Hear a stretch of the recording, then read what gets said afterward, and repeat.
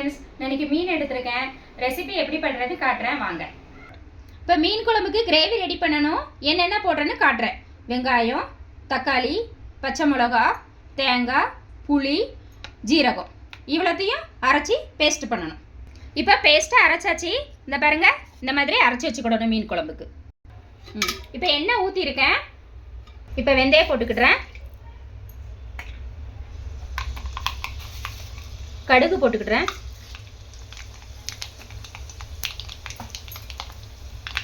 ஜீரகம் போட்டுக்கிடுறேன். இப்போ வெங்காயம் போட்டுக்கிடுறேன். தக்காளி போட்டுக்கிடுறேன். பச்சை மிளகாய் போட்டு இப்போ நல்லா வதக்கி விடணும்.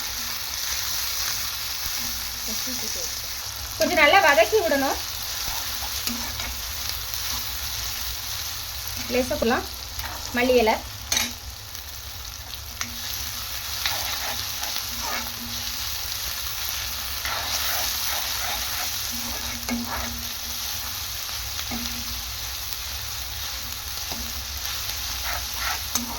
இப்போ வெங்காயம் பச்சை மிளகாய் எல்லாம் நல்லா வதங்கிருச்சு.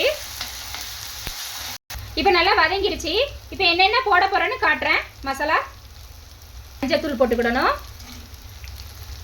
ஒரு 1/2 ஸ்பூன் போட்டுக்கிடணும். உங்களுக்கு காரத்துக்கு தேவைப்படி மிளகாத்தூள் போட்டுக்கிடணும். நம்ம வீட்டு குழம்பு மசாலா தூள் தான். நம்ம வெளியிலேருந்து எதுவும் வாங்கணும்னு அவசியமே இல்லை. நம்ம வீட்டில் இருக்கிறத வச்சு நம்ம மீன் குழம்பு செஞ்சிடலாம். நம்ம வீட்டில் அரைச்சி வச்சிருக்க குழம்பு தூள் அவ்வளோதாங்க. இப்போ நல்ல எண்ணெயிலே நல்லா வதக்கி விட்டுறணும் இதை மசாலாவை. இப்போ அரைச்சி வச்சிருக்க பேஸ்ட்டை நம்ம மீன் குழம்புல ஊற்றணும்.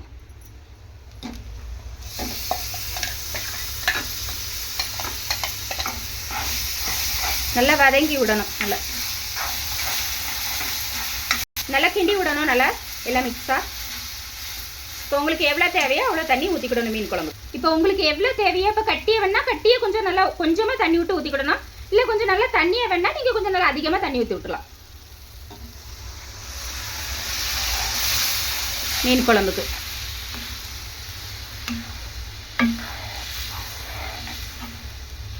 இப்போ ஒரு 10 நிமிஷம் அந்த குழம்பை கொதிக்கி விட்டுக்கலாம் மீன் குழம்புக்கு. அதுக்கப்புறம் தான் மீன் போடணும். இப்போ உப்பு போடணும். உங்களுக்கு எவ்வளோ தேவையோ அவ்வளோ உப்பு போட்டுக்கிடணும் மீன் குழம்புக்கு.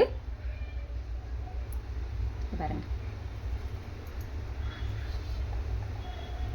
அவ்வளோதாங்க. இதை நல்லா கொதிச்சு விட்டதுக்கப்புறமா மீனை தூக்கி போட்டுடணும் மீன் குழம்புல. இப்போ மீன் குழம்புக்கு குழம்பு ரெடி ஆயிடுச்சு. இப்போ நல்லா கொதிச்சிட்டு இப்போ மீனை போடணும். சரிங்களா? இப்போ மீனை போட்டுடலாமா?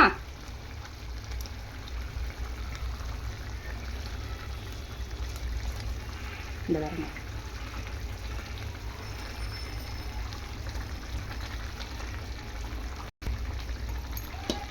ஒரு 10 நிமிஷம் விட்டுறணும் மீன் குழம்ப.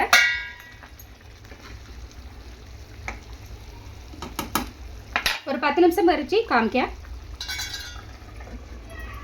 இப்போ குழம்பு ரெடி ஆயிடுச்சு.